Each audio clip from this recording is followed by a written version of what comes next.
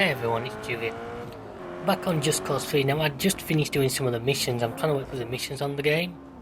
When I found this, I recognised the crashed truck straight away because I've been looking for the F1 cars for a while.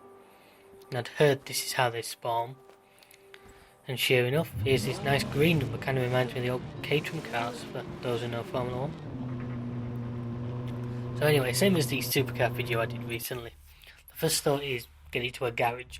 Luckily this time it's a bit closer, and there isn't.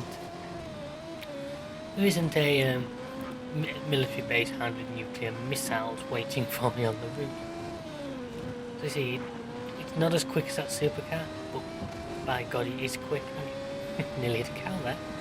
A lot of wildlife on the roads in this game. I guess as a GTA Online player I'm not used to animals in the game.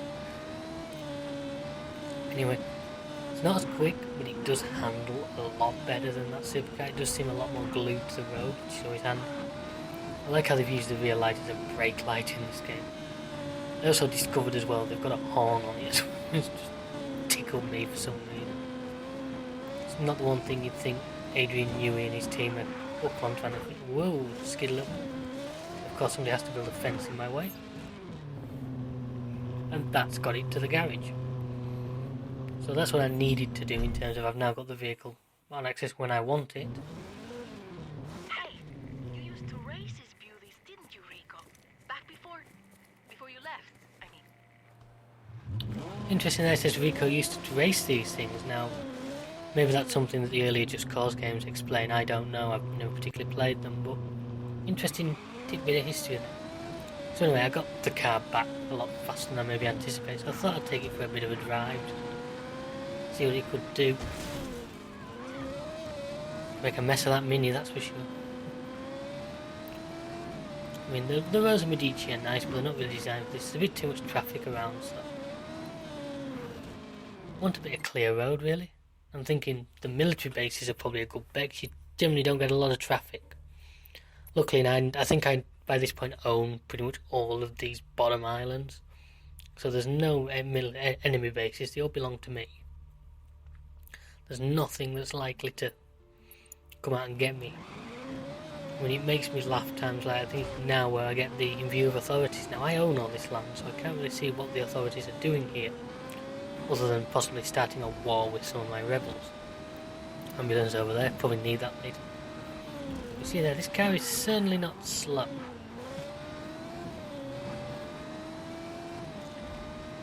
Really knows. Bit of air there over the bridge.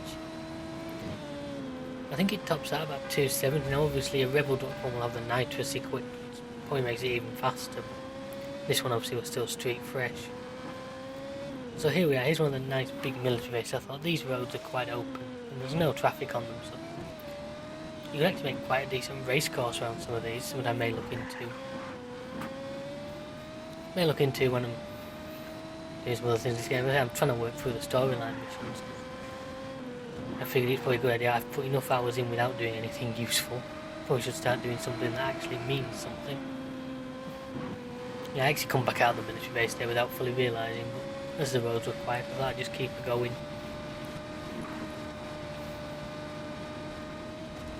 Bit of a jump there again. That's the gas station. Probably need one of those quite regularly if you were driving this thing. I mean, the authorities may take issue with the fact it's not exactly road legal. I mean, there's no number plates, no windscreen wipers, no headlights. No, it's not exactly a... I don't know how street legal it would be. Ow! What idiot left that gate closed? And there goes my front wing. I'm pretty sure that's not a good thing. I need to find whoever's closing these gates and, tether them to one. I'll probably do that later. So anyway, without the front wing, it did seem to affect the handling as well, which is a nice touch. You see there, it'd be very skittish. Hi Sam. So I decided to give it a fitting send-off. It was such a fast car. I thought it might like to go fast one last time. And I'm sure most of the people who play this game are aware of how much fun these particular canisters are. Careful. Ooh, careful. I'll stand back a little bit for this. And it's off. and it's gone. So here's a quick bonus involving the F1 car again. Thought I'd throw on the end of here. This is proof of two things. Number one is proof of how dumb I am. You see, I started out a Rebel drop. I wanted the F1 car mainly to do a jump with, but I thought I'd get some more weapons while I was there. So, select what I want. Request drop. I'm thinking there's a nice open area here. So I throw it. I then look up. Yeah, probably worth checking before they airdrop something on you, that it's actually clear for them to do it. See, as I try and flip, there goes the F1 car. To an explosive death. No, I wanted that. I then continue to try and climb in order to get to the guns, but what I didn't realise is the guns have actually already flown past me as well. So it did all end up on the ground, I guess, but I kind of wanted it to end up on the ground in one piece. So you can see the poor F1 cars. Yeah, it's looking like one Maldonado's been driving, to be fair. There's my weapons, I'll just grab those. Sadly, no F1 car. I was going to attempt the jump just to my left here. In the end, I managed to grab a supercar.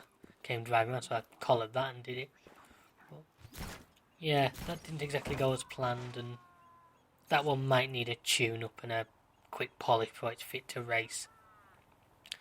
So, that's the video, folks. I hope you enjoyed. Feel free to check out the rest of the channel. Thank you for watching. Till next time, we'll see ya. Goodbye.